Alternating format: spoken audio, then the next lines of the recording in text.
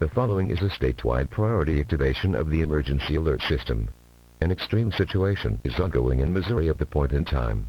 The 22-year-old, known as Alistair Hunter, has teamed up with a 1,500-foot-tall bipedal creature by the name of King Sombra, and has been spotted lounging from under the neck part of the Umbrum King's red cloak at the base of his neck.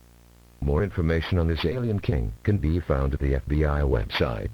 For now, just know that both are ravaging the state of Missouri with a wide array of attacks ranging from crystal spears, to blizzards in various cities, to temperatures being recorded in the 20 to 40 below zero range with winds nearing tropical storm force in comparison.